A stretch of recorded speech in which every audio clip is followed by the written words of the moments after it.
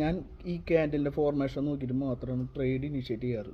അതുകൊണ്ട് തന്നെ ഇന്ന് പലർക്കും അപ്പ് മൂവ്മെൻറ്റിലേക്ക് നല്ല മൂവ്മെൻറ്റ് ഉണ്ടാവുമെന്ന് മനസ്സിലായിട്ട് ട്രേഡ് എടുത്ത് കുറേ പേര് പ്രോഫിറ്റ് ചെയ്തിട്ടൊക്കെ ഉണ്ട്, ഞാൻ കണ്ടിരുന്നു. പക്ഷേ ഞാൻ പറഞ്ഞാൽ അത് ചിലപ്പോൾ ഒരു ഇൻഡിക്കേറ്ററോ വല്ല ബോട്ടോ വേറെ എന്തെങ്കിലും ഒരു കാര്യം ഉണ്ടായിരിക്കാം.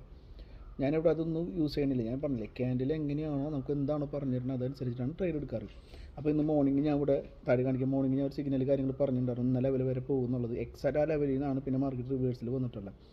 റിവേഴ്സിൽ വന്ന് ഞാൻ പുട്ട്സൈഡിലേക്ക് ഒരു എൻട്രി പറഞ്ഞു. ഞങ്ങൾക്കൊരു 110 എന്നുള്ള ലെവലിലേക്ക് ടാപ്പ് ചെയ്യാനുണ്ടായിരുന്നു. അപ്പോൾ ഒരു ചെറിയ ഗ്യാപ്പ് വന്നപ്പോൾ അവിടെ ഒരു 3-4 പോയിൻറ്റിൻ്റെ ഒരു ഗ്യാപ്പ് വന്നു.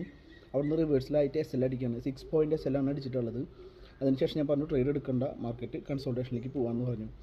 ഞാൻ അതിൻ്റെ ഇടയിൽ ഒരു കോൾ സെല്ലിലേക്ക് ഒരു ട്രേഡ് എടുത്തിട്ടുണ്ടായിരുന്നു, ചെറിയ മൂവ്മെൻറ്റ് ഞാൻ പറഞ്ഞ ലെവലിൽ. പക്ഷേ മാർക്കറ്റ് കുറേ നേരം അവിടെ തന്നെ കൺസോൾട്ടേറ്റ് ചെയ്തപ്പോൾ ഞാനൊരു ചെറിയൊരു പ്രോഫിറ്റ് ഞാൻ ബുക്ക് ചെയ്ത് ഇറങ്ങുകയാണ് ചെയ്തത്. ഞാൻ പറയുന്നത് ഇന്ന് ഭയങ്കര കൺസോൾട്ടേഷൻ ഡേ ആയിരുന്നു. അപ്പോൾ നെക്സ്റ്റ് വീഡിയോ എടുക്കണം. താങ്ക്സ്.